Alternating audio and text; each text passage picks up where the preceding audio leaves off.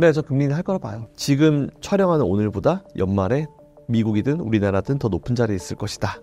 이렇게 말씀을 드리고, 분위기만 좋으면은 저는 뭐 밸류업도 잘 되고, 그리고 뭐 기업 실적도 잘 나와주고, 전반적인 분위기만 좀 살아나면은 3,000포인트 볼 수도 있을 거라 봐요. 불가능한 이슈는 아니에요. 지금부터 한 10% 정도만 지수가 올라가주면 되는 건데 불가능해 보이진 않습니다, 저는.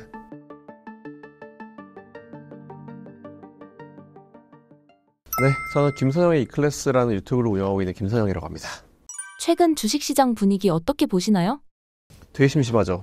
심심합니다. 지금 보면은 우리나라는 심심하고 또 우리나라만 심심하다라고 얘기하는 게 맞겠네요. 보면은 일단 미국 같은 경우는 지난주 금요일 기준으로 종가 기준으로 다우존스 4만 포인트 128년 만이라고 하는데 4만 포인트를 돌파하고 마감을 했고, 근데 그 돌파할 때 뭐 골드만삭스 같은 그런 기업들이 좀 앞에서 이끌었다라고 하는 게 좀 의미가 있는 것 같고요. 그래서 미국 시장 같은 경우는 지금 전반적으로 뭔가 지난번에 조정이 좀 있긴 있었습니다. 뭐 한 달 전쯤에 조정이 있긴 있었는데 그 조정을 잘 마치고, 제가 그때도 아마 출연해서 적정 조정이라는 표현을 썼을 텐데, 뭐 지금은 적정 조정 맞죠. 잘 이제 조정을 받고 좀 쉬었다가 올라가고 있는 그런 분위기인 것 같고요. 근데 이제 우리나라가 지금 상대적으로 좀 재미가 없는 분위기인 것 같아요. 특히 코스닥 쪽이 지난주부터 조금 재미가 없어진 게 HLB 그룹이 7개였나요? 8개였나요? 정말 저도 이번에 세번 깜짝 놀랐는데 정말 많은 기업이 상장이 되어 있더라고요. 분할 상장이겠죠. 그런 기업들이 상장이 되어 있는데 HLB가 미국의 FDA 승인 통과가 안 됐다라는 얘기가 나오면서 HLB 그룹 전 종목이 전부 다 하한가를 다 가버리고, 그러다 보니까 코스닥 시장 분위기 굉장히 애매해지고, 원래 바이오 제약 쪽이 한 종목이 한 기업이 그렇게 하한가를 가게 되면은 서로 연관이 없는 기업인데도 불구하고 괜히 다 밀려버리거든요. 투자 심리 자체가 확 위축돼 버리기 때문에. 그래서 지난주 금요일날 금요일 안 좋았고, 그리고 오늘 월요일인데 오늘도 조금 그렇게 좋지 않은 모습을 보여주고는 있더라고요. 오늘 하한가는 안 갔는데 뭐 HLB 같은 기업들은 마이너스 26%, 7% 막 이런 상황이 만들어지고 있어서 최근에 뭐 몇 개월 동안 올라간 거 다 뱉어내고 있는 그런 상황이 만들어지고 있는 것 같습니다. 그러니까 그런 이슈들이 나오니까 아무래도 투자 심리 자체가 좀 쉽게 살아나지는 못하고 있는 그런 분위기인 것 같아요. 근데 그런 와중에서도 사실 작년에 이제 3분기, 4분기 때 올해 1분기 우리나라 실적을 예상해 봤을 때 안 좋을 거다라는 얘기가 되게 많았었거든요. 근데 최근 실적 굉장히 좋습니다. 오히려 기대치를 낮춰서 오히려 그것보다 좋아서 좋은 것보다는 그냥 진짜 좋아요. 좋은 기업들이 꽤나 많이 나와가지고 오히려 이게 지금 당장의 주가에 반영되지는 못하고 있어서 좀 아쉽긴 하지만, 우리나라는 항상 그런 것 같아요. 항상 그때 미국은 실적 발표되면 그게 바로 주가에 거의 반영이 되는데 우리나라 같은 경우는 주가가 실적이 잘 나와도 바로 반영이 안 되는 경향이 좀 있습니다. 그래서 그게 또 이어지고 있는 것 같아요. 그래서 일단 지금은 오히려 실적 발표하고 나서 주가가 바로 움직여주지 못한 기업들 중에 이 기업은 진짜 괜찮은데 왜 못 갈까라는 기업이 있으면 지금은 좀 주워 담게 하면 되게 좋은 시점인 것 같다라는 좀 생각이 많이 듭니다. 뭐 그런 와중에서도 반도체 흐름은 여전히 나쁘지 않은 것 같고, 그리고 뭐 디램이나 이런 것들도 다 살아나고 있다라는 그런 내용이 나오면서 아무래도 이제 반도체가 또 살아나게 되면은 이제 삼성전자, SK하이닉스가 또 움직이잖아요. 근데 또 수급이 그쪽으로 쏠려버리면 우리나라가 문제가 뭐냐면 삼성전자, SK하이닉스 쪽으로 수급이 쏠려버리면 나머지가 또 수급이 빠져요. 그러다 보면 또 처집니다. 이런 현상이 지금 발생하면서 매일매일 시장을 바라보는 분들의 피로감은 굉장히 높은 분위기가 좀 이어지고 있는 것 같은데, 다행인 거는 최근에 조금 이게 원래 대형주 위주로 움직이던 흐름이 중소형주 따로 좀 내려오고 있어요. 그러니까 낙수효과? 일종의 낙수효과 같은 느낌이 좀 나오고 있는 것 같아서, 이렇게 되면은 이제 한 업종 내에서도 큰 종목만 움직이는 게 아니고 중소형주까지 움직이는 이런 낙수효과, 이런 사이클이 돌 수 있기 때문에 오히려 지금은 좀 투자를 하셔야 되는 시점이다라고 판단되고, 오히려 매수해놓고 매일매일 보는 것보다는 그냥 매수해놓고 그냥 내 본업하고 중간중간 좀 확인하는 그런 식으로 하는 투자가 지금 제일 적절할 거라 생각하고 있습니다. 최근 공매도 이슈에 대해서 어떻게 보시나요? 일단 이복현 금감원장이 본인 욕심 같아선 이제 6월 말쯤에 공매도를 재개하고 싶다. 일부라도 좀 재개하고 싶다라는 그런 내용을 얘기를 했어요. 근데 이게 첫 번째로는 그걸 얘기한 자리가 어딘지를 알 필요가 있습니다. 뉴욕이었습니다. 미국에 있는 칼라일 그룹도 이번에 참여했더라고요. 근데 그런 미국의 투자 사모펀드나 많은 투자자들이 참여한 그런 가운데 우리나라를 IR하는 이제 그런 자리였어요. 근데 그런 자리에서 당연히 공매도 재개에 대한 얘기를 뭐 진짜 하든 안 하든 해주긴 해야죠. 왜냐하면은 외국인들이 우리나라의 공매도가 지금 현재 제한이 되어 있기 때문에 투자를 못하고 있는 부분도 분명히 있기 때문에, 물론 저는 공매도가 그렇게 큰 그 영향을 미칠 거라 보진 않아요. 최근에 보면 잘 아시겠지만 우리나라 기업들 배당 늘리겠다라는 얘기하고 밸류업에 대해서 좀 맞춰가면서 이제 외국인들 수급이 엄청 들어왔거든요. 그렇기 때문에 그게 뭐 절대적인 영향을 미칠 거다라고 보진 않지만 그렇다 하더라도 이제 숏이 안 되면 외국인들은 전략을 쓸 때 보통 이제 현물도 사고 선물도 사고 같이 사요. 그러니까 상승 쪽 배팅, 하락 쪽 배팅 하면서 이제 하락 쪽 배팅을 또 숏으로 많이 치면서 양쪽으로 같이 투자를 하는 전략을 취하는데 당연히 한쪽으로 이제 취해지지가 않으니까 걔네들은 지금 조금 뭔가 머뭇머뭇거릴 수도 있겠다라는 그런 생각을 우리끼리 가지고 있는 거죠. 이에 따라서 그런 얘기를 했다라고 판단이 되고 있는데 저는 사실 지금 재개 안 해도 된다 생각하고 있고 하면 안 된다 생각합니다. 바뀐 게 없잖아요. 불법 공매도 다 잡았나요? 뭐 몇 군데 잡아가지고 몇백억, 몇십억 뭐 벌금 때린 거? 오히려 번 게 더 많지 않을까요? 그래서 그런 전산화라든지 이런 부분들이 다 완료가 되고 나서 공매도를 재개한 게 낫지. 지금은 공매도를 굳이 뭐 재개할 필요 없다라고 해요. 그러니까 공매도를 왜 재개를 해야 된다라고 얘기하는 사람한테 왜 재개해야 돼? 라고 물어보면은 재개를 안 하면 외국인 투자자들이 안 들어와. 이렇게 얘기하거든요. 근데 저는 그래서 다시 물어보죠. 최근에 공매도 중지된 상황 가운데서도 외국인 투자자 우리나라 역대급으로 지금 매수하고 있는데 그러면 이건 공매도랑 상관없는 거 아닌가? 굳이? 이런 얘기를 하면 사실 말을 못 하거든요. 그게 팩트고. 그렇기 때문에 오히려 공매도를 외국인 눈치를 봐서 빨리 재개를 해야겠다라는 것보다는 차라리 밸류업을 더 빨리 예, 시행하고 이제 그거에 맞춰서 이제 진짜 배당도 늘리고 하는 게 오히려 더 좋을 겁니다. 외국인 입장에서는 배당이 많은 국가나 기업에 투자하는 걸 되게 좋아해요. 워렌 버핏도 그렇지만 우리나라를 봤을 때 외국인들이 우리나라는 참 배당을 안 주죠. 뭐 1%, 0몇 프로 정말 이런 말 해도 되나 모르겠지만 정말 장난치는 것도 아니고 정말 낮은 수준의 배당 성향을 가지고 있는데 배당 성향만 좀 확 높여주게 되면은 외국인들 알아서 들어올 겁니다. 그래서 굳이 저는 공매도를 지금 다시 재개하고 싶어가지고 막 이렇게 안 달랠 필요 없을 거라 보고 있고 오히려 밸류업 하면서 배당 성향만 늘려놓으면은 외국인 수급은 맞춰질 거기 때문에 그런 걱정할 필요 없고 그래서 저는 오히려 공매도 재개라는 부분은 최소한 전산화가 어느 정도 좀 만들어지고 나서 재개해도 좀 늦지 않다고 판단돼요. 그래서 너무 급하게 생각하지는 않았으면 좋겠다라는 그런 생각을 가지고 있고 6월 말까지 원래 공매도가 중지였습니다. 근데 아마 저는 개인적인 생각으로 공매도가 그래도 좀 더 이어져야 된다라고 좀 보고 있는 주의고 그리고 공매도 재개 시점은 지금 이복현 금감원장이 제가 알기로는 올해 임기가 끝나는 걸 알고 있어요. 그러다 보니까 이제 본인이 뭔가 시행했던 거를 좀 다시 원상복귀 시켜놓고 싶은 그런 마음도 알겠는데 그게 중요한 게 아니죠. 그죠? 안 되는 상황이라고 하면 이제 중지를 시켜놓는 게 맞기 때문에 저는 공매도는 중지를 시켜놓는 게 맞다라고 생각하고 있습니다. 굳이 뭐 외국인들 눈치를 볼 필요 없죠. 왜? 배당만 올려놓으면 들어오니까. 그걸 우리가 이번에 확인할 수 있는 되게 좋은 기회였으니까요. 공매도가 그렇게 어려운 일인가요? 뭐 돈 많이 든다 뭐 이렇게 얘기하는데 근데 사실 뭐 뭘 하든지 간에 돈이 안 드는 건 없어요. 근데 한번 해놓으면 이제 그다음부터는 별로 들어가는 비용이 없겠죠. 뭐 유지비나 들어가겠죠. 그래서 저는 그게 그냥 핑계라고 봐요. 지금 보면은 밸류업 하면서도 이제 각 기업들한테 공시에 대한 의무를 얘기하거든요. 중간중간에 공시를 좀 더 해라. 공시가 횟수가 늘어나게 되겠죠. 기업들 입장에서는. 근데 그게 또 어렵다 이런 또 얘기를 해요. 뭐 세상에 그 누구도 내 일이 늘어나는 걸 하는 사람은 없습니다. 근데 어차피 할 거 이제 힘들어도 해놓게 되면 그게 또 습관화가 되면은 나중에 그래도 일반적인 게 되잖아요. 그래서 저는 오히려 공매도 전산화도 이제 자꾸 막 안 한다 힘들다 뭐 돈 많이 든다 이거 뭐 이렇게 얘기하다가 계속 줄줄줄 몇십 년 끈 거잖아요. 근데 얘기 나왔을 때 오히려 확 땡겨가지고 이번에 해놓게 되면은 이게 또 나중에는 너무 당연한 상황이 되겠죠. 요즘 밸류업이 이슈가 되고 있는데 실효성은 어떻게 될까요? 실효성이요? 지금부터 어떻게 하냐에 따라 달라져요. 이번 달에 뭐 최종원이 나온다고 하는데 이번에 또 뉴욕 가가지고 똑같은 얘기를 하더라고요. 그러니까 자꾸 일본이랑 비교를 해요. 물론 이제 밸류업이라는 게 일본에서 잘 돼가지고 우리가 일본 보고 가지고 온 거 맞긴 맞아요. 맞긴 맞는데 일본이랑 우리나라는 뭐 경제 상황이라든지 모든 것들이 많이 틀리죠. 그렇기 때문에 일본 걸 가져와서 우리나라 쪽에 잘 맞춰서 이제 시행을 해야 되는 부분인데 이런 얘기를 하더라고요. 일본에 없었던 인센티브가 우리는 이런 걸 인센티브를 줘서 한다. 그러니까 계속 기업들한테 당근만 주려는 생각을 해요.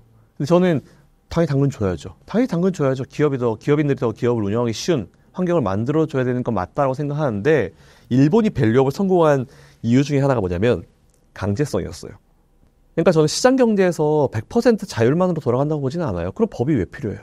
그러니까 기본적으로 자유나 자율이라는 거는 법이라는 완벽한 강제성이 전제되어 있고 이게 지켜진다라는 베이스가 깔려있는 상태에서의 위에서 주어지는 게 자유지, 뭐 법 같은 게 없고 규정 같은 게 없으면은 정말 너도 나도 내 맘대로 하고 싶으면 끝이잖아요. 그렇기 때문에 저는 이번에 강제성이 있는 게 필요하다 생각합니다. 공시의 의무 같은 것도 마찬가지고, 기업들이 언제까지 뭐 계획을 발표하고 언제까지 뭘 해라라는 등 여러 가지 강제적인 부분들, 기업이 막 정말 정말 힘들지만 그래도 시키니까 해야지, 이런 느낌이 들 정도의 강제성이 있는 어떤 규정이 마련이 되어야 된다 생각해요. 그래서 그런 부분들이 아직 눈에 띄게 보이는 부분은 없기 때문에 그런 부분들이 좀 나온 다음에, 그리고 이제 당근을 줘야죠. 근데 전 당근과 채찍이 같이 주어져야 된다 생각을 해요. 근데 지금은 당근밖에 없고, 정말 기업의 자율에 맡긴다 이런 표현을 쓰더라고요.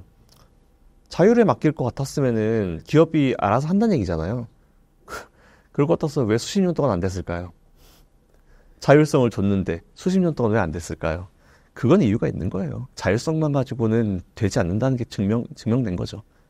금투세 이야기도 이슈인데요. 어떻게 될까요? 이 금투세 얘기를 하면은 또 이제 말하는 사람한테 정치적으로 프레임을 씌워버려요. 저는 다 싫어합니다. 왜? 수십 년 동안 정권이 그렇게 많이 바뀌어왔는데도 우리의 생활은 갈수록 더 힘들어져요. 그 얘기는 다 못했다는 얘기잖아요. 잘해야지 편을 들죠? 다 못했습니다. 그렇기 때문에 저는 누구의 편을 들지도 않고요. 그저 하나 보는 거는 우리 개인 투자자들이 자산을 늘릴 수 있는 방법이 딱 두 가지예요. 부동산 아니면 주식인데, 부동산이 쉽습니까? 지금 금리도 높은데 주식이잖아요. 그럼 이제 개인 투자자들이 더 부자가 될 수 있고 일반 국민들이 부자가 될 수 있는 방법이고 시장인데, 그러면 이거에 대해서 태클을 걸지 말아야죠. 명확하게 말씀드리는 거는 수입이 있는 곳에 세금은 있어야 됩니다. 당연히 세금 내야 돼요. 그런 의미로 돈을 많이 버는 사람이건, 뭐 금융투자세 여기에 속해서 이제 돈을 내는 사람이건, 아니면 우리가 요즘에 뭐 중고 플랫폼에 세금을 먹이겠다는 그런 얘기도 나오잖아요. 먹여야 돼요. 어디든지 수입이 있는 곳에는 세금을 다 내야 되는 건 맞긴 맞습니다. 근데 문제가 뭐냐면, 중고 플랫폼에 예를 들어 볼게요. 한 달에 뭐 몇 개 안 파는 분들, 진짜 정말 주부님들이잖아요. 우리 아이들이, 저희 집도 마찬가지지만, 아이들이 어렸을 때 봤던 책을 중학교, 고등학교까지 들고 있을 수 없잖아요. 근데 그걸 갖다 버리면 그것도 얼마나 환경 자원 낭비입니까? 그래서 그걸 갖다가 다시 순환시키기 위해서 중고 플랫폼이 나온 건데, 기부를 하는 것보다 오히려 더 싼 값에 팔면은 그게 필요한 사람을 가져가는 방식이잖아요. 그래서 굉장히 좋다고 봐요.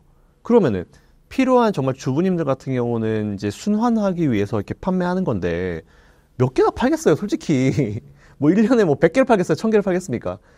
그래서 저는 특정 이제 그 사람의 상황에 대해서 정말 이제 이 자기가 필요 없는 물품에 대해서 이제 버리지 않고 제품을 판다는 거, 다시 싸게 판다는 거, 그런 거에 대해서 세금을 강하게 매긴다? 그건 좀 아닌 것 같아요. 근데 중고 플랫폼에도 보면은 막 1000개씩, 2000개씩, 3000개씩 파는 사람이 있어요. 중고 물품 전문 업자들. 그런 사람들 매겨야죠. 당연히 매겨야죠.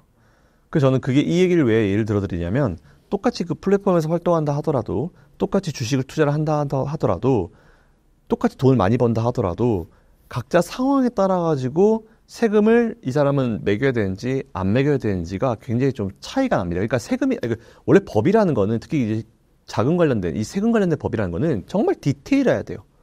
정말 디테일해야 됩니다. 이 구간, 세금도 이제 보면 낼 구간이 다 설정이 되어 있는 이유도 그렇고, 정말 디테일해야 되거든요. 단순히 뭐 1억 이상 벌면 뭐 5천만 원 이상 벌면 내, 뭐 이하면 안 내도 돼. 이거는 아니에요. 그러니까 저는 이 법안이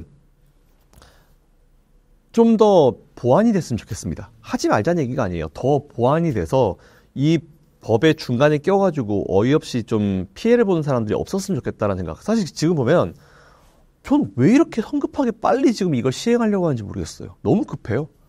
너무 급하게 지금 시행을 못해서 정말 안달인 그런 느낌으로 가는데, 이게 보면 현실이 어떠냐면, 우리가 연말 되면 대주주 양도세라는 게 있잖아요. 대주주, 어쨌든 돈 많은 사람들이에요. 투자금이 큰 사람들입니다. 근데 그 사람들이 양도세 대상이 점점 타이트하게 됨으로써 연말만 되면 양도세 회피 물량이 나오니까 시장이 망가져요. 그러니까 정말 이게 우리가 인정하기 싫고 짜증나고 화가 나는 거지만, 인정을 해야 될 건 인정해야 되는 게, 투자 자금이 큰 사람들이 몇 명씩 던져버리면 그 종목과 그 시장이 망하는 게 맞긴 맞아요. 그러면 그렇다고 그 사람들이 싫어가지고 세금을 안 한다? 그건 아니에요. 근데 이런 상황이 됐을 때 대주주 양도세만 보더라도 연말에 시장이 쭉 잘 가다가 양도세 시기가 되면은 시장이 꼬꾸라집니다. 근데 이거의 피해는 사실 모든 사람들이 다 봐요. 대주주 양도세 내는 사람이건 아니면 안 내는 사람이건. 근데 대부분이 피해를 많이 보는 쪽은 이제 투자 금액이 그렇게 크지 않은 일반 개인 투자자들이죠. 왜냐하면 시장 망가지면은 이쪽 사람들은 버티면 돼요, 그냥. 근데 이분들은 단기 투자를 하는 분들이거나 아니면은 뭐 언제 쓸 돈인데 투자한다거나 이런 분들이 많기 때문에 오히려 피해를 본 쪽은 이쪽이 고스란히 많이 보입니다. 그래서 저는 오히려 대주주 양도세 같은 경우도 너무 타이트하게 잡을 필요가 없다라는 말씀을 항상 좀 드려왔고, 그리고 금투세 같은 경우도 좀 더 보완. 세금을 먹이는 건 좋아요. 많이 내는 사람들한테 세금 먹이는 건 좋긴 좋습니다. 근데 세금도 이게 거래세라는 게 있고, 금투세라는 게 있고, 대주주 양도세라는 게 있고, 그러면은 대주주에 해당하고 금투세의 대상이 되고, 이러면 거래세도 다 내는 거고, 그럼 세금을, 그죠? 이건 아니잖아요, 사실은. 저는 그래서 돈을 버는 사람한테 세금을 많이 내는 건 맞아요. 당연히 많이 내야죠. 근데 보완이 돼야 됩니다. 그래서 금투세는 지금 하면 안 된다 봐요, 저는. 지금 가지고는 정말 안 됩니다, 이거는. 의미가 없어요. 최근 기후변화와 무역 갈등 등의 물가 이야기는 어떤 이야기인가요? 일단 뭐 정확하게 말씀드릴 수 있는 건 엘니뇨와 라니냐는 수십 년 전부터 있었습니다. 제가 엘니뇨, 라니냐를 제가 배운 게 거의 초등학교 때인가? 한 몇십 년 됐네요. 그러니까 예전부터 있었어요. 그때도 발생했을 때 과연 물가 영향을 안 줬을까요? 줬을 겁니다. 그러니까 이게 문제는 그건 것 같아요. 그러니까 원래 예전부터 있어 왔었던, 그러니까 저는 항상 이게 새로운 이슈가 발생했을 때 주의하시라는 말씀을 드리는데, 엘니뇨나 라니냐 같은 경우는 예전부터도 계속 있었던 것들이에요. 물론 최근에는 이제 인플레이션이 좀 높아져가지고 그런 상황에서 이제 이런 상황이 발생하니까 좀 더 걱정이 될 수도 있다라고 말씀을 하시겠지만, 오히려 인플레이션 상황 자체는 지금 최근에 이제 발표된 지표들을 봤을 때 좀 안정을 찾는 느낌이 있습니다. 그래서 이번에 CPI, 지난주 CPI 발표되고 나서 연준의 금리 인하 가능성이 또 올라갔어요. 인하에 대한 기대감이 또 올라갔거든요. 근데 이게 뭐 9월이냐, 12월이냐, 뭐 이런 얘기가 나오고 있는데, 어쨌든 올해 한 번 정도는 금리 인하를 할 것 같다는 그런 생각이 좀 들고요. 그러니까 이게 당장 이런 이슈들은 좀 지금 되게 정신없고 힘들게 만들긴 하지만, 전반적으로 지표상을 봤을 때 인플레이션들은 조금 이제 안정을 찾고 있는 그런 느낌인 것 같아가지고, 사실 너무 걱정할 필요는 없을 것 같아요. 그러니까 이게 예전에 우리가 20년 전에 투자할 때는 이제 그때 PC통신 이런 게 나왔던 시절이고, 지금 모르시잖아요. 그때 전화 연결해가지고 이제 인터넷 하던 시절이에요. 그래서 그때는 이제 인터넷 하면 이제 전화 못 받고 하던 시절이거든요. 그래서 그때 저도 기억나는 게 이제 인터넷 하고 있는데 저희 어머니가 화를 나중에 넌 왜 이렇게 전화를 안 받냐 이러던 시절이에요. 근데 그때 그 시절에는 오히려 지금처럼 이런 정보를 얻기가 쉽지는 않았거든요. 근데 지금 휴대폰을 딱 펴면 이제 바로 이런 정보들이 나오잖아요. 근데 이렇게 넘쳐나는 정보들이 저는 투자를 하는 분들 입장에서는 가끔은 그렇게 좋지는 못하다라는 생각을 좀 많이 합니다. 오히려 모르는 게 약이다라는 그런 생각이 좀 있잖아요. 그래서 저는 오히려 이런 내용들은 원래부터 있어 왔던 내용들이고, 새로 나온 이슈들이 아니기 때문에 너무 마음 쓰실 필요 없다라는 말씀을 좀 드리고 싶어요. 올해 금리 인하 가능하다고 보시나요? 네, 저 금리 인하 할 거라 봐요. 근데 이제 이게 원래 제가 계속 왔던 거는, 그러니까 제가 작년 12월 달 FOMC 의사록이 올해 1월 달에 발표됐었잖아요. 근데 그 1월 달에 발표된 12월 FOMC 의사록을 보고 나서 원래는 제가 작년까지는 올해 금리 인하할 필요 있을까라는 얘기를 많이 했어요. 굳이. 왜냐? 소비가 좋고 지금 상황 자체가 괜찮은데, 미국에서 발표된 경제 지표들이 워낙 좋게 나오는데 굳이 금리 인하할 필요가 있을까라는 그런 얘기를 하다가 작년 12월 FOMC 의사록을 보고 나서 올해 한두 번은 하겠네 라는 생각이 들어서 올 상반기 아니고 그럼 빨라봤자 올 하반기다 라고 하면서 제가 7월달, 12월달 만약 하게 되면 12월 한 번 하게 되면 12월 한 번, 두 번을 하게 되면 7월과 12월이라고 제가 1월달부터 주구장창 계속 말씀을 드려왔어요. 물론 그때 뭐 월간은 3월달에 할 거다라고 호언장담했고, 저는 3월달에 할 이유가 없다, 7월에 할 거다라고 얘기했는데, 그때 참 제가 또 많이 혼이 났죠. 다들 3월에 한다고 하는데 네가 뭔데 7월에 하냐 이런 얘기도 많이 들었는데, 뭐 지금 보시면 네, 이게 현실이고요. 자, 그래서 저는 일단 그래서 현재자 기준으로는 그 의견이 변화는 없어요. 근데 올해 초에 생각했었던 7월 가능성보다 지금은 7월 가능성을 조금 살짝 낮추긴 했습니다. 그러니까 예를 들어서 올해 초에는 7월 달에 한 8, 90%는 할 것 같아 라고 했는데 지금은 한 7, 80%? 좀 낮추긴 했어요. 그래서 6월 달 FOMC에서 나오는 닷플랫을 보고, 점도표를 보고 7월 달 첫 번째 금리 인하 의견을 이어갈지, 아니면 9월로 미룰지, 아니면 12월 한 번만 하는 걸로 바꿀지, 그건 좀 그때 와서 판단할 건데, 현재자 기준으로는 그냥 7월, 12월 기존 의견을 그냥 그대로 유지할 생각입니다. 올해 주가 전망은 어떻게 하시나요? 예를 들어서 제가 올해는 3,140포인트까지 합니다. 이렇게 말 못해요. 그렇게 얘기하면 사기겠죠? 찍거나. 오히려 저는 근데 이렇게 말씀을 드려요. 지금 촬영하는 오늘보다 연말에 미국이든 우리나라든 더 높은 자리에 있을 것이다. 이렇게 말씀을 드리고, 분위기만 좋으면은 저는 밸류업도 잘 되고, 그리고 기업 실적도 잘 나와주고, 전반적인 분위기만 좀 살아나면은 3,000포인트 볼 수도 있을 거라 봐요. 물론 이렇게 말씀드리면 또 지겹다, 귀찮다, 그놈의 3,000포인트 말씀하신 분이 있을 수 있겠지만, 불가능한 이슈는 아니에요. 지금부터 한 10% 정도만 지수가 올라가주면 되는 건데, 불가능해 보이진 않습니다, 저는.